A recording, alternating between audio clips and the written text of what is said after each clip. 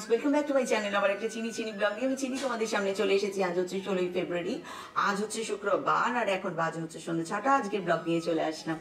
আজকের ব্লগটা রামায়ণের একদম এন্ড পার্ট। রামায়ণ যে সিরিজটা আর কি পরপর করলাম, সমস্তটুকু তোমাদের সামনে তুলে ধরার চেষ্টা করলাম, এমন কোনো অজানা তথ্য, সবটুকু।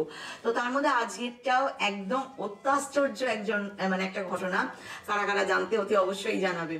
রাবণ যখন ব্রহ্মার কাছে ব্রহ্মার তপস্যা করেছিলেন এবং দেবাদিদেবের কাছ থেকেও তিনি আশীর্বাদ প্রাপ্ত ছিলেন, ব্রহ্মার বরদানে রাবণের প্রাণ বলতে পারো বা ব্রহ্মার প্রদান করা যে অমৃত, সেটা রাবণের নাভিতে ছিল। আর তৎকালীন যুদ্ধে নাভিতে আঘাত করা ছিল যুদ্ধের জন্য অনৈতিক কোনো যুদ্ধ প্রক্রিয়া। সর্বত্র আঘাত করতে পারো, কিন্তু কখনো কারণ নাভিতে আঘাত করা যাবে না। এটা ছিল যুদ্ধের একটা ক্রাইটেরিয়া বলতে পারো।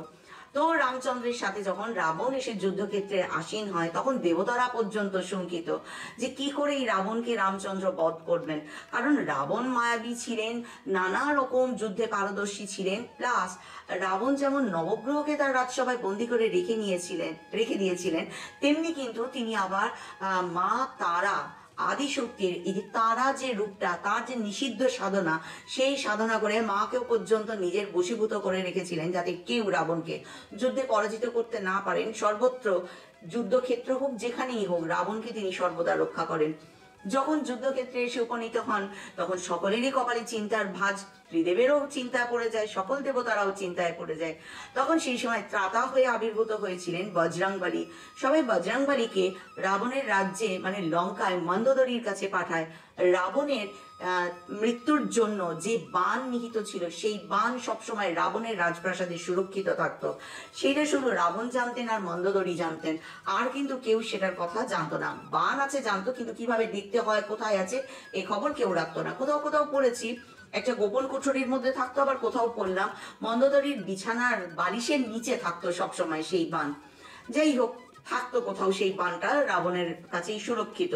অর্থাৎ ধর্মরাজ মৃত্যুর দেবতা যম, যিনি আমাদের মৃত্যু প্রদান করেন কর্মান্তে, তাকে পর্যন্ত বলতে পারো মৃত্যুকেও কন্ট্রোল করে রেখে দিয়েছিলেন রাজা রাবণ।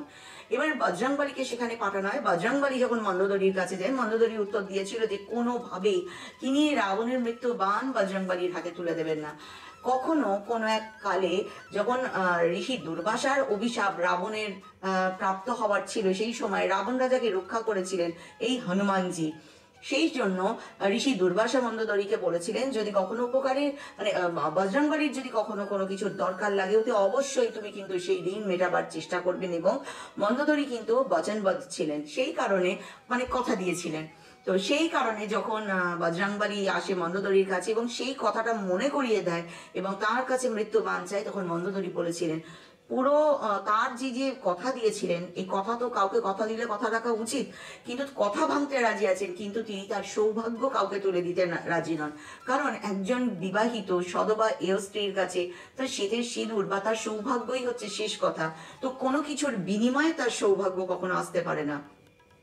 বজরংবলী যখন সেটা বুঝলেন, তখন তিনি ভাবলেন, মা সীতার মতোই লঙ্কায় আর এক পরম সৌভাগ্যবতী পবিত্র নারী আছেন, তিনি আর কেউ নন, তিনি মন্দোদরী।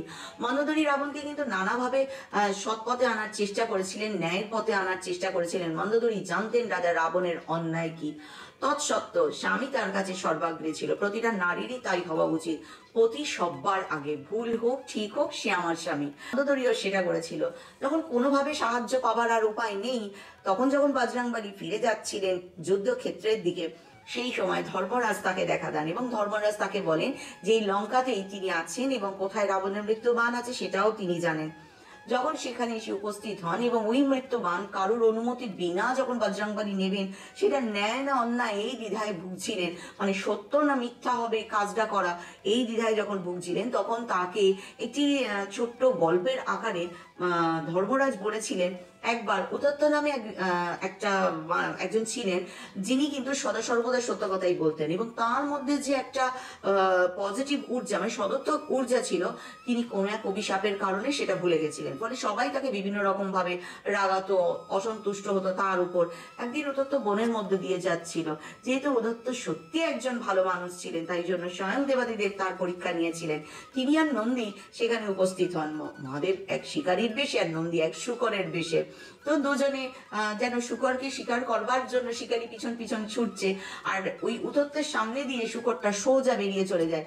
শিকারী যখন এসে উপস্থিত হয়ে কোথাও দেখতে না পায়, তখন উতত্তকে প্রশ্ন করে যে শুকরটা কোথায়, শুকরটাকে তো আমি দেখতে পাচ্ছি না। তখন কিন্তু এই উতত্ত ঠিক করতে পারছিল না, সে সত্য ভাষণ সব সময় দেয়।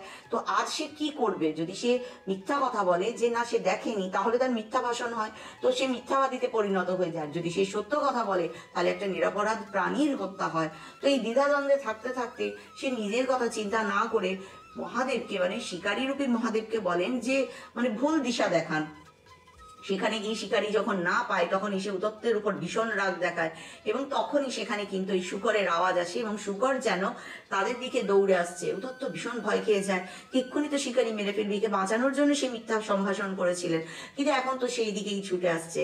কাছে আসার পর শুকরের রূপটা নন্দীতে পরিণত হয়ে যায়। দেবাদিদেব মহাদেব স্বরূপে আসেন, সাথে মা পার্বতীও সেখানে আসেন, এবং তিনজনে উতত্তের এই কার্যের জন্য উতত্তকে আশীর্বাদ করেন। উতত্তকে এই যে মিথ্যা বলেছে তার যে একটা দোলাচল ছিল, সেখান থেকে তাকে উদ্ধার করে বলেন তুমি কোনো এমন মিথ্যা ভাষণ করনি।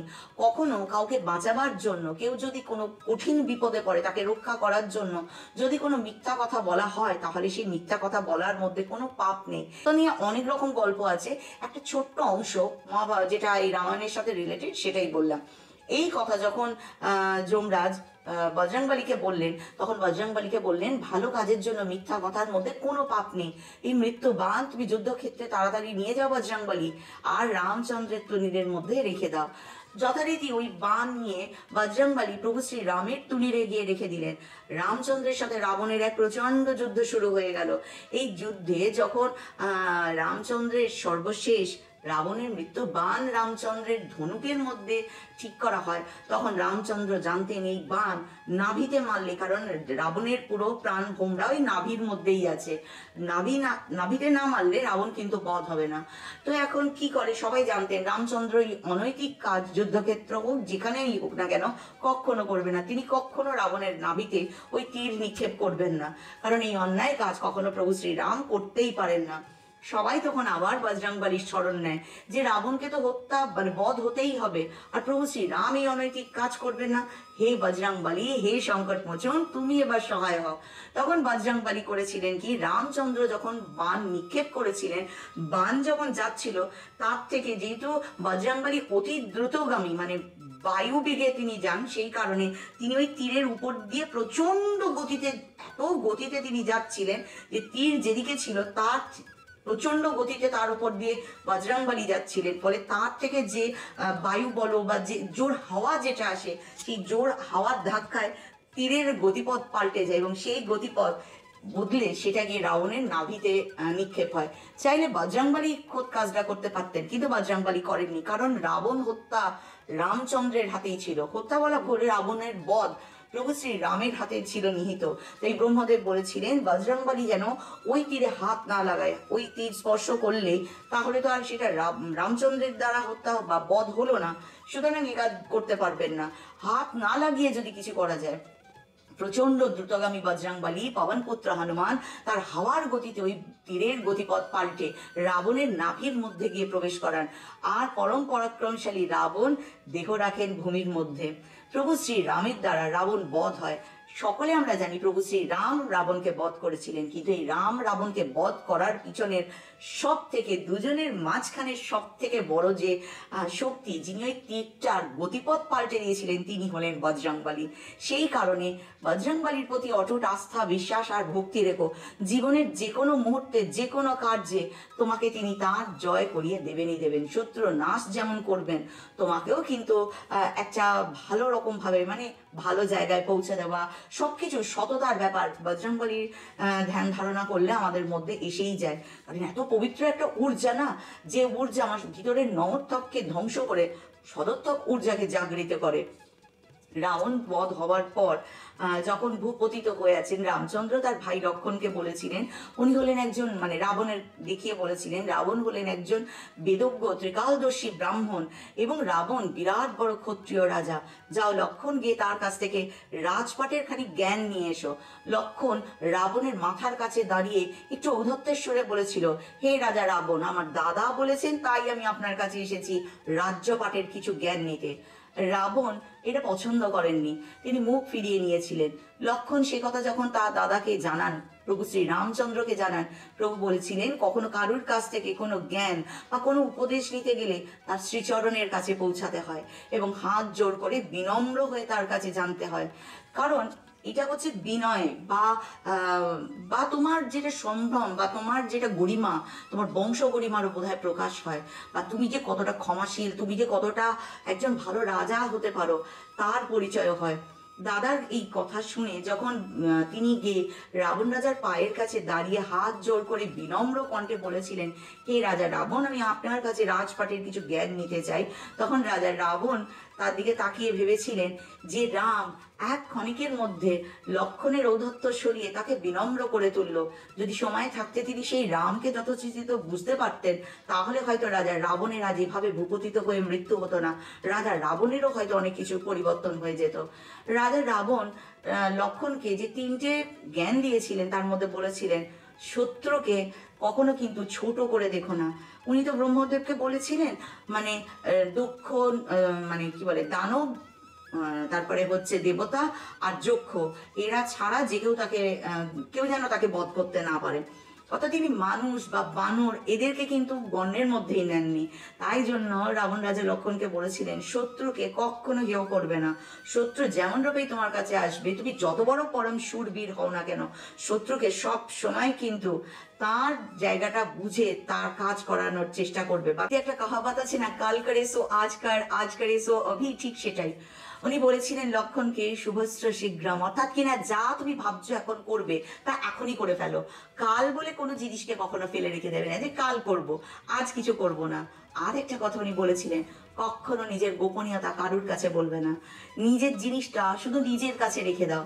আমরা অনেক সময় করি জানো, কখনো যদি কোনো দুর্বল মুহূর্ত আসে, সেই মুহূর্তে নিজের কখনো কোনো কষ্ট বা কোনো কিছু অনেককে বলে শেয়ার করে একটু হালকা হতে চাই, কিন্তু সবসময় মনে রাখবে তুমি ব্যতি রেখে তোমার কোনো বন্ধু নেই, তোমার বন্ধুও তুমি, তোমার সব থেকে বড় শত্রুও তুমি। তুমি এই কথা যে মুহূর্তে তোমার মুখ থেকে তাকে বলে দিলে, যখন তোমার কোনো সমস্যা হবে বা তুমি কোনো বিপদের মধ্যে পড়লে, তোমার সেই পরম প্রিয় মানুষটি কিন্তু তোমার এই কথা ভাঙিয়ে তোমাকে সব থেকে বেশি আহত করবে, সকলের সামনে তোমার এই গোপন কথাটাকে তুলে ধরবে।